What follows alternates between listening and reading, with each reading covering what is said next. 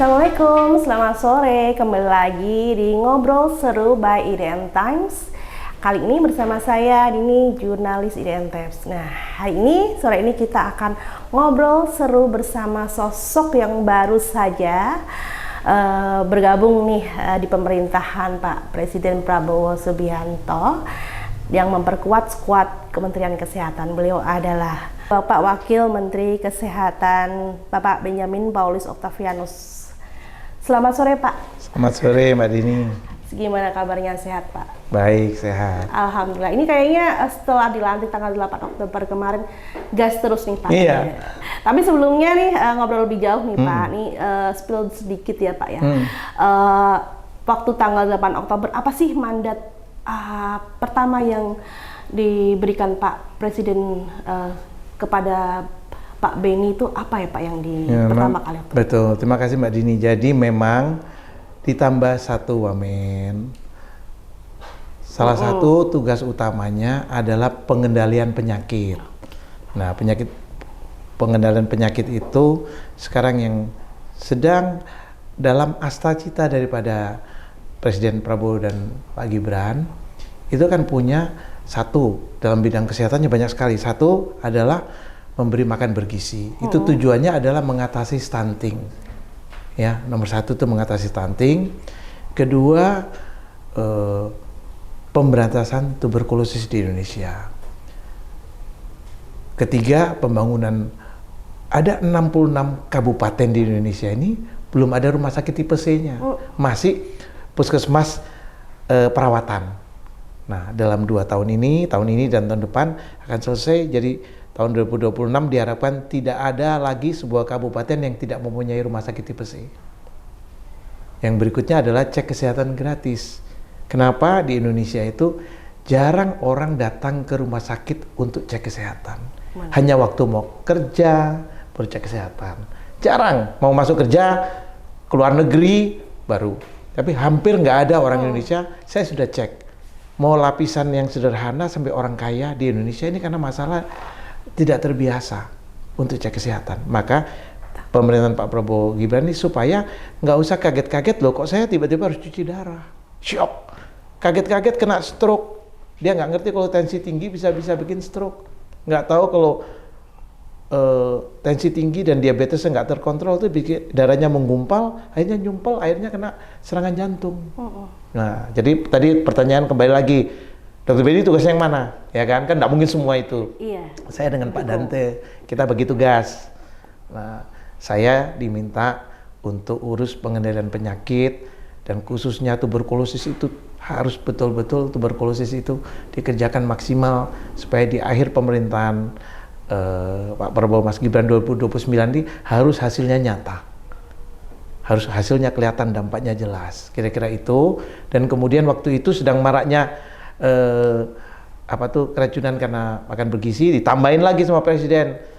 Saya sebagai wamen ditugaskan untuk jadi pengawas, mengatur semua. Jadi saya setiap pagi selalu berhubungan dengan baik Prof Dadan maupun Wakil Kabadan semua. Kami selalu data saya dapat malam, pagi jam 5, jam 6 pagi saya sudah komunikasi, Pak tolong diperbaiki yang ini, diperbaiki yang ini. Nah, kita lihat syukur ya hari-hari ini kasusnya mulai lebih reda. Untuk izin untuk membangun SPPG juga kalau tanpa izin Dinas Kesehatan, SPPG yang baru nggak boleh langsung buka, nggak boleh langsung pelayanan, harus dinilai dulu. Jadi saya tugas utamanya memang 2, pengendalian penyakit khususnya tuberkulosis, tapi kita juga nanti penyakit lepra juga akan kita perbaiki. Pokoknya juga yang berhubungan dengan penyakit infeksi saya. Nah, tapi yang sangat nyata tuh tuberkulosis, karena tuberkulosis itu Mbak Dini, kita tuh hari ini nomor 2 di dunia. Jadi bisa bayangkan nggak, dari 10 pasien, 1 di Indonesia, 10% kasus di dunia tuberkulosis ada di Indonesia. Kita mau jadi negara maju harus beresin dong. Oke, tentunya Pak prioritas sekali ya Pak untuk pemberantasan TBC dan menargetkan eliminasi di tahun 2030. Sebenarnya apalagi tugas Bapak ditambah lagi nih dengan pengawasan MBG. Iya. Nah, tapi sebelum kita nanti masuk lebih dalam nih Pak, untuk TBC ini pemerintah kan seperti tadi menargetkan eliminasi tahun 2030. Nah, sejauh ini bagaimana sih Pak relasi program nasional dan mungkin strategi nih dari Pak Wamenkes sendiri bagaimana? Ya, kebetulan kan juga saya ini ahli paru. Iya. Ya kan, jadi sehari-hari saya dokter kan sudah 35 tahun loh jadi dokter. Ya dokter ahli paru lebih dari 20 tahun. Jadi kan pasti tahu di mana hal-hal yang harus kita lakukan akselerasi. Jadi kasus TBC di Indonesia ini memang kita perlu kerjasama lintas sektoral. Mungkin saya boleh nggak saya kasih data sedikit? Nah ini, lihat ya. Kenapa ini penting? Jadi tahun 2020 contohnya pada waktu COVID ya, diperkirakan ada 824.000 kasus TBC di Indonesia. Ya, yang berhasil diperiksa itu ada 393.000. Jadi ada 48% yang mampu kita periksa. Artinya ada 52% pasien TBC yang lagi jangan-jangan lagi ngobrol sama kita. Iya. Paham maksudnya? Maka itu itu coba lihat ini tahun 2021 ada itu kan masih COVID lagi tinggi-tingginya. Diperkirakan ada 969.000. Ini analisa baik dari ahli-ahli Indonesia maupun internasionalnya kerjasama ini memprediksi jumlah kasus TBC di Indonesia. Nah, tahun 2022 diperkirakan 1,6 juta. Nah, tahun ini diperkirakan 1,90 kasus TBC di Indonesia diestimasikan. Jadi kan Mbak Dini tanya, bagaimana caranya kan? Nah, Mbak lihat di tahun 2024 ini Kementerian Kesehatan kalau Mbak lihat setelah COVID 2023 Kementerian Kesehatan dari 22 sudah mulai bagus, lihat ya. Dari 1 juta yang bisa ditemukan kasusnya 724.000. Artinya masih ada 300.000 orang di luar yang nggak diobatin. Tapi tadinya kan 500.000 nih. 400.000. Nah, tahun lalu luar biasa itu, udah 856.000. Jadi Kementerian Kesehatan, teman-teman, ini bukan hanya Kementerian Kesehatan, Dinas Kesehatan Kabupaten Kota, teman-teman relawan TB, ini angka keberhasilan ini jasanya banyak orang. Jasanya Menteri Dalam Negeri, memanfaatkan lewat, kalau perhatikan Menteri Dalam Negeri tiap minggu mengingatkan rapat mingguan, rapat bulan mengingatkan dinas-dinas kesehatan kan di bawah Kementerian Dalam Negeri. Itu mengingatkan supaya ayo lebih aktif lagi, bupati, gubernur semua dibikin, jadi naik sampai sekarang di 856.000 tahun lalu dari 1 juta. Artinya masih ada sekitar 200.000 orang yang berkeliaran di Indonesia dengan TBC yang bisa nularin kita. Nah, target kita harusnya ya semuanya dong, notifikasi semua orang yang TBC tercapai. Jadi kalau Mbak Dini tanya, saya di sini, saya dengan teman-teman, saya karena diperintahkan khusus, ya minta. Kita sekarang sedang menyusun. Sedang hari-hari ini sedang menyusun. Setiap minggu kita sedang menyusun untuk kita bisa implementasikannya di 2026. Kan juga menyangkut anggaran dan semuanya ya. Boleh nggak slide selanjutnya? Biar bisa saya kasih gambaran. Nah ini penting ini, coba lihat ini. Jadi Banten bagus. Jadi di Banten itu dari kasus yang ada, ya itu 87% kasus di Provinsi Banten sudah bisa diobatin. Masih kurang, masih ada 13.000, 13% itu ya banyak. Tapi maksudnya berarti Banten ini mereka bekerja. Nah, Jawa Barat 73. Nah, jadi kalau lihat ini provinsi-provinsi besar, DKI Jaya yang di tengah kota ini 65% loh. Ini kita akan bekerja sama dengan mereka. Mereka sudah berjuang, tapi kita harus untuk mencapai notifikasi 100%. Jadi kalau mau bebas TB, notifikasi harus 100%. Tadi Mbak kan tanya, 2030 bisa nggak? Ini nggak semudah itu. Coba slide selanjutnya. Ini penting supaya Mbak ngerti. Jadi kita udah punya strategi screening TB, ya toh. Jadi kalau ada pasien ini Mbak perlu dengar ya, ada pasien TBC di rumah kita, maka seluruh keluarganya harus diperiksa. Ini sekarang baru sampai 30%. Ya ini menyangkut anggaran juga, menyangkut edukasi, banyak hal. Jadi kita akan melakukan, lalu melalui tahu kan sekarang ada cek kesehatan gratis. Ya, nah kita akan manfaatkan itu untuk sekaligus screening TB, jadi untuk diabetes juga, hipertensi juga, TB juga. Investigasi kontak, yang kalau ada kontak keluarganya ada, ya keluarganya yang lain kita periksa. Lalu itu tadi active case pending, kita mau cari kasus baru. Jadi selama Mbak Dini ya, selama ada orang sakit TBC belum diobati, negara itu bahaya, tertular. Makin sedikit yang makanya ada angkanya kan. Kalau di sebuah negara populasinya di bawah 20 orang per 100.000 yang kena TBC, kita anggap negara itu udah bebas TB. Kita di Indonesia masih 300 lebih, hampir 400 per 100.000 penduduk. Kita tinggi banget, nomor 2 di dunia. Nomor 2 di dunia. Maka Pak Presiden Prabowo pernah ke Jenewa. Beliau mengerti TB ini masalah, maka prioritas pemerintahan Pak Prabowo berantas TB. Tolong lanjut lagi biar langsung saya jelasin aja. Jadi nanti strategi kita Mbak, screeningnya dibagusin, kita bikin desa binaan. Ini harus bekerja sama dengan Kementerian Desa. Nggak bisa kita sendiri. Monitoring bersama. Selama ini udah jalan ya. Mendagri, Menkes, Menko PMK, Pak Pratikno itu luar biasa loh.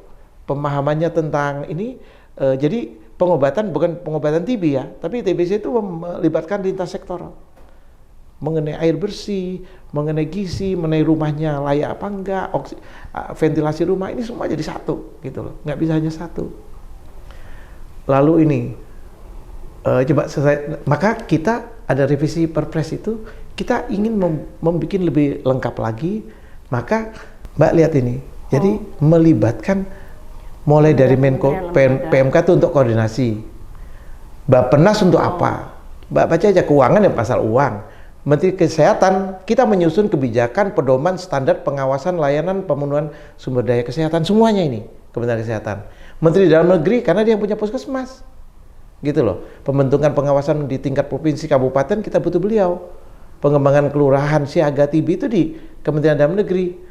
Menteri Sosial, jadi kalau ada pasien tadi pasien nggak mampu kena TBC. Nah, sakit TBC ini mungkin masyarakat harus tahu ya. 90% orang kena TBC itu diobatin 2 bulan, 90% kuman TBC-nya udah mati. Obatnya kan nanti 6 bulan. Tapi begitu sudah negatif, dia udah nggak usah pakai masker, udah nggak nular. Udah bisa kerja kantor biasa. Tapi setelah kita buktikan labnya negatif. Nah, ada 2 bulan di mana mereka itu saya mengusulkan, boleh nggak mereka yang keluarga masuk apa sih desil 1, desil 2 tahu ya? Iya. Yang itu tolonglah Kementerian Sosial bantu beras lah, bantu apalah. Itu yang nanti kita atur, itu tugasnya Menteri Sosial. Menpan RB di mana? Perlindungannya kan mereka kerja nih. Pak, Menpan RB tolong dong kalau mereka sakit yang berat ya, nanti kita yang mutusin, dokter yang mutusin. Ini perlu istirahat 2 minggu, ini perlu istirahat 2 bulan karena kondisinya kan tidak sama. Ada yang sebulan, tolong dong dikasih izin, jangan terus malah dihukum gitu, paham ya? Jadi ini, lalu Menteri Tenaga Kerja juga sama, itu masih hubungannya sama nih, Menteri Tenaga Kerja, kita melalui Kementerian Tenaga Kerja, kita akan lakukan screening nih di pabrik-pabrik, gitu, termasuk di IDN, di tempat kalian. Oke, siap. Aku mau screening, loh, bukan, jadi jangan tempat lain, IDN dong. Nah, terus mau menyasar kantor-kantornya ya. Terus ini Menteri Pekerjaan Umum untuk apa? Jadi kalau kita suruh orang dibikin rumah baru pindah kan susah. Maka kita mengusulkan Menteri PU, tolong dong misalnya rumahnya itu toiletnya nggak ada, ventilasi rumahnya jelek, ada anggaran tuh yang keluarga yang tadi itu yang desil berapa itu 1, 2, 3, rumahnya itu diperbaiki sehingga rumahnya tidak jadi sumber infeksi. Jadi kuman TBC itu menular kalau di suhu lembab. Misalnya rumah ya, rumah yang ventilasinya nggak bagus, nggak ada matahari masuk, jendelanya nggak ada, tahu ya, rumah-rumah yang rapat-rapat tanpa matahari masuk, itu kuman TBC nggak mati.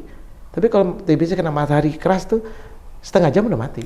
Maka dulu ingat nggak zaman dulu, orang sakit TBC dijemur, ngerti nggak? Karena kalau dia dijemur di luar, dia kena matahari, kuman TBC-nya tuh mati, kena matahari mati. Itu kenapa dasar zaman dulu orang dijemur tuh bukan apa, kalau dia batuk biar kumannya mati gitu loh. Nah kalau sekarang kan lebih modern ya, kita lihat rumah-rumahnya Menteri Perumahan Kawasan itu renovasi. Coba lanjut, ini kita tahu nggak, ini baru 10 kementerian. Coba lanjut slide berikutnya. Ini Menteri Komunikasi ngapain, saya butuh IDN ini untuk menjelaskan yang saya bicara sekarang ini ke Mbak Dini, untuk menyadarkan masyarakat bahwa TBC ini penyakit infeksi yang bisa disembuhkan kok. Karena sakit TBC, nah ini penting Mbak dengar ya, sakit TBC ini gejalanya hampir nggak ada. Jadi kalau, ini bulan apa ini? Oktober. Oktober tanggal berapa ini? Tanggal 24. 24 Oktober. Jadi kalau tertular hari ini, ada orang tertular TBC ini, hari ini ada orang TBC, kita di sini ada yang penularan TBC, kalau saya fisiknya lagi jelek, kan bisa tertular dong kalau fisik lagi jelek.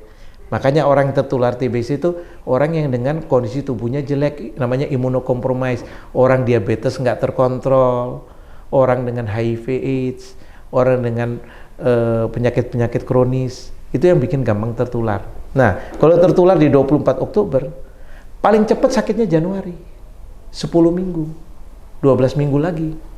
Makanya orang nggak akan tahu, batuk-batuk kecil gini, yang nggak rasa, nggak bakal ke dokter. Kalau COVID kan beda, datang sesak napas lari ke dokter. Kalau TBC ini enggak, tertularnya ingat ya, tempat masuknya lewat saluran napas. Jadi sakit TBC itu lewat saluran napas. Masuk ke saluran napas, dalam paru-paru kita baru terjadi perang di situ. Dari paru-paru Mbak, dia bisa nyebar ke semua organ. Saya sudah nanganin TBC otak, TBC mata, TBC payudara, TBC kulit, TBC otak, TBC ginjal, TBC apa deh? TBC rahim, TBC apa, usus, semua TBC itu bisa nyebar kemana, lewat darah sama lewat kelenjar limpa. Tapi titik maksudnya di paru. Makanya TBC nularnya lewat paru, yang orang TBC kena di paru-paru, dia batuk sembarangan, kumannya terbang-terbang itu nularin kita. Jadi lihat ya, ada Kementerian Komunikasi. Nah saya butuh Menteri Desa. Untuk apa? Kita butuh Menteri Desa karena melalui Kepala Desa, saya bisa edukasi masyarakat di seluruh pelosok. Jadi kami ini melibatkan Badan Gizi Nasional itu berguna untuk makan bergizinya dan tepat sasaran. BPJS Kesehatan ya untuk tadi itu untuk diagnostik dan pembiayaan. Menteri Agama saya perlu, kenapa? Biar kita bisa masuk menjelaskan, masuk di pesantren, masuk di mana-mana, ya. Kementerian Pendidikan Dasar Menengah kita edukasi di sekolah-sekolah, lalu kesehatan UKS. Ya, Menteri Riset dan Teknologi otomatis untuk penemuan segala macam untuk memperbaiki. Kementerian Imigrasi tahu nggak sama LP? Karena banyak sekali pasien di LP itu sangat padat. Kalau ada TBC di LP bisa nularin teman yang lain. Maka saya sudah berkomunikasi dengan Menteri Imigrasi dan Pemasyarakatan. Beliau siap untuk kita lakukan screening di LP-LP di Indonesia. Siap. Kepala Badan POM sama, penting Bapeten sama. Coba lanjut lagi. Mbak bisa bayangkan jadi. Dengan ini, Mbak Dini sekarang sudah ngerti. Saya membutuhkan kerjasama dengan TNI Polri, Menteri Pertahanan, dengan BRIN, Menteri Luar Negeri, BKKBN, Menteri Kependudukan, Menteri Sekretaris Negara, Kepala Staf Kepresidenan, Badan Pengaturan BUMN, semua ini semua masing-masing ini kita minggu depan, 2 minggu lagi kita akan rapat lebih intens untuk bagi peran, karena ini kita mau akselerasi. Sudah bagus kan tadi Mbak Dia datanya? Ya, ini masih dalam usulan ya Pak? Ini kan sebagian sudah jalan, ini yang saya usulkan. Sebagian kan tadi sudah jalan, yang Menteri Dalam Negeri mimpin tiap saat. Ini saya mau memperluas lagi, karena perintah dari Presiden, tolong bikin yang maksimal. Maka kami sedang menyusun strategi ini bersama. Bahkan tolong lanjut slide-nya. Nah, ini saya ingin. Tapi ini bagus sekali sih Pak, karena kan dari saya lihat itu mendapatkan dari pasien sini mendapatkan berbagai perlindungan ya Pak ya, dan tidak ada diskriminasi. Nah apalagi juga pasien TB sendiri, kebetulan saya juga wawancara nih Pak, wawancara langsung ke pasien-pasien TB, menjemput pasien TB kemarin ikut juga. Pernah kasus nggak bisa kerja Pak karena ada riwayat itu. Nah itu kan masih ada stigma di masyarakat. Itulah perlunya komunikasi. Maka perlu kami yang tadi saya bilang sama Mbak Dini, mungkin ada kekurangan di masa lalu, kita perbaiki. Kita datang ke Menteri Tenaga Kerja. Tadi Mbak lihat tolong dong, ini sebetulnya gini loh, karena informasi yang kurang terjadi hal itu. Benar. Nah, tapi kalau kita nanti memperbaiki Kementerian Tenaga Kerja, jadi kalau ada yang positif, orangnya lemah, tolong diistirahatkan dulu. Kadang nggak mau terbuka ya Pak ya. Nanti kalau udah negatif, kita kan, saya kan dokter ahli paru, saya biasa bikin surat ke perusahaan, hampir rutin lah. Tolong sekarang dia udah boleh kerja, oh boleh dok ya? Boleh, udah negatif. Lu kok baru 2 bulan negatif, saya kan ahli parunya, boleh kerja. Ya ini Pak, Presiden Prabowo kan waktu awal tahun lalu menganggarkan 8 triliun ya Pak untuk eliminasi TB. Nah ini dengan adanya efisiensi ini terdampak nggak sih Pak untuk anggaran 8 triliun sendiri? Jadi, atau sekarang prioritasnya anggarannya berapa nih Pak untuk penanganan TBC? Kemarin kami sedang menyusun ini. Mungkin butuh beberapa minggu ke depan baru angka yang ini kan cara baru nih Mbak. Ini kan melibatkan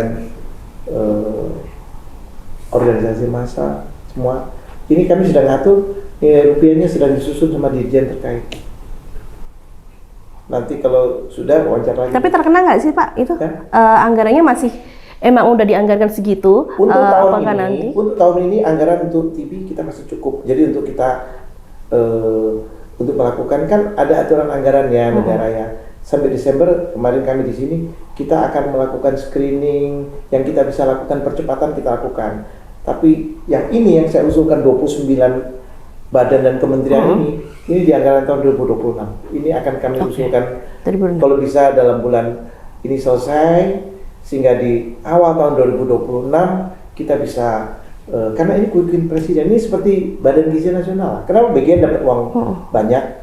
Karena perintah presiden untuk atasi stunting nggak ada cara lain, harus ini.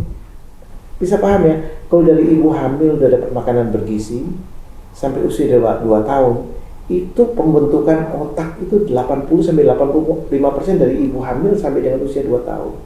Dari 2 tahun ke 3 tahun, 4 tahun, 5 tahun sampai gede itu dampaknya sudah tinggal 15%. Jadi mengatasi stunting itu dari ibu hamil langsung asupan proteinnya harus cukup sampai dengan antenatal care yang benar. Tahu ya, pemeriksaan ibu hamil itu harus diperiksa di Indonesia 6 kali, kalau di negara lain ada yang sudah 8 kali. Tapi dulu waktu saya sekolah dokter baru 4 kali. Sekarang di Indonesia udah 6 kali, lumayan lah. Supaya ibu hamil itu tahu kalau ada bahaya, gizi buruk, semua kita bisa perbaiki supaya anaknya nggak lahir stunting. Nah, itulah semua program ini kita saling terikat. Maka angka rupiahnya baru bisa muncul di 2026 sedang kami susun. Karena kan tugas khusus nih. Kalau hari ini Mbak Dini tanya, saya belum bisa, persisnya belum bisa. Kalau yang tahun 2025 sudah angkanya, teman-teman saya, stafnya yang berusaha bisa aja. Oke. Pak, ini untuk menemukan satu kasus TBC itu sangat susah ya Pak? Bagaimana? Penemuan satu kasus itu sangat susah sekali kan di masyarakat. Nah tentunya ini diperlukan peran masyarakat, kader-kader yang di bawah dia yang menemukan ya Pak ya, yang langsung berkontak langsung. Namun sayangnya sampai saat ini khususnya di daerah-daerah itu tidak ada untuk insentif khusus ke kader sendiri. Nah dari Kementerian Kesehatan, kalau selama ini kan mereka dari NGO, sementara NGO sendiri sekarang situasinya kan di Amerika ya Pak ya, di Amerika seperti USAID dan NGO masih juga finansialnya juga kondisinya seperti itu. Nah ini apakah nantinya ke depan dari Kemenkes juga akan menganggarkan atau memberikan perhatian kepada kader-kader TBC itu insentif atau bagaimana Pak? Justru itu saya kaget karena ini cukup ngerti persoalan. Itu masalah karena di TB RO ya, TB kan ada yang resisten sama yang sensitif obat. Untuk TB resisten obat ada anggaran untuk pasien yang tidak mampu untuk transport, dan kader yang pengurusin dikasih insentif karena TB-RU itu berbahaya sekali. Kan kalau dia resisten nularin kita kena harus resisten, itu bahaya banget. Sekarang sekitar ya 5% ya, 5% kasus TB di Indonesia ada yang resisten. Ini tidak gampang karena akibat minum obat yang tidak teratur, juga dari pasien yang resisten nularin orang sehat kena yang langsung resisten. Nah, jadi bagus. Tadi pertanyaannya, pekerjaan mereka kan menurut risiko itu. Tadi benar. Jadi kami sedang menghitung, karena ingat loh, yang kita terapi itu akan 1 juta orang yang sakit, ditambah lagi belum dengan keluarganya akan ada obat TPT. Saya setuju bahwa kader yang bekerja dalam program TB ini karena ini pekerjaan yang berat, mereka juga harus dihargai. Itu sudah kita hitung, kita rancang. Maka hari ini saya belum bisa muncul angkanya karena teman-teman sedang bekerja. Saya kan diperintahkan baru nih, baru 2 minggu. Jadi saya sudah, tapi rapat TB sudah seminggu 2 kali. Sampai teman-teman bilang, Dok, tolong kami sedang menghitung, ini kan lintas sektoral 29 badan dan kementerian. Jadi ada TNI Polri, Kementerian Desa, nanti kita bagaimana kader-kader itu, jadi nanti kita lagi. Nah, saya hari Senin ini depan, saya ke Surabaya bersama dirjen kami di sini, Ibu Endang. Kami mau belajar di Surabaya itu, tahu nggak di Surabaya? Setiap kader megang 20 rumah. Saya ingin tahu kok bisa satu kader pegang 20 rumah. Jadi bukan cuma ngurus TV, ya diisi, ya apapun, ya imunisasi apapun satu kader. Nah, Kota Surabaya sudah mampu lakukan itu. Jadi saya kepingin belajar di Surabaya itu mungkin bisa diimplementasikan di daerah-daerah padat penduduk kota kayak yang di Surabaya diimplementasikan di Jakarta, Bandung, kota-kota besar. Tapi mungkin kalau daerah-daerah yang pedalaman mungkin agak berbeda. Kita lagi susun strategi. Jadi sebetulnya apa yang dilakukan sebelum ini oleh Kementerian Kesehatan dengan melibatkan Kementerian Dalam Negeri dengan kementerian-kementerian yang lain sudah berjalan. Hanya kami mau lakukan akselerasi, istilah tepatnya akselerasi. Oke, siap Pak. Ini sebenarnya kita mau ngobrol banyak banget nih Pak. Jujur ya Pak ya, masih banyak. Wawancaranya sebulan lagi deh. Masih banyak yang saya ingin ngobrolin sebenarnya. Sebulan lagi. Oke, tapi mungkin kita nanti next bersambung ya teman-teman. Mungkin untuk ini Pak, pesannya kepada masyarakat sendiri untuk saat ini bagaimana Pak? Penyakit tuberkulosis itu dapat disembuhkan. Ada obatnya dan disiapkan negara gratis. Kita lagi kejar lewat cek kesehatan gratis. Kita lagi dengan cara bagaimanapun menemukan kasus TBC. Kalau TBC sudah diobatin sembuh, Indonesia bebas TBC, kita nggak usah takut lagi. Nggak ada kumannya, ya pasti TBC nggak ada dong. Kayak di negara-negara maju, kasus TBC sudah nggak ada karena kumannya udah nggak ada di negara itu yang nggak nularin orang. Jadi pemberantasan TBC sulitnya ya saat ini, pada saat kita membersihkan kasus TB di tanah air kita Indonesia, ini yang tersulit. Selesai kumannya nggak ada di Indonesia, ya sudah bebas TB Indonesia. Itulah yang kita cita-citakan, namanya eliminasi tuberkulosis yang diminta oleh dunia WHO supaya jangan dari Indonesia nularin negara lain. Oke, siap. Kira-kira gitu ya. Oke, terima kasih Pak Dr. Benny atas waktunya. Tos DBC, next time ketemu lagi ya teman-teman.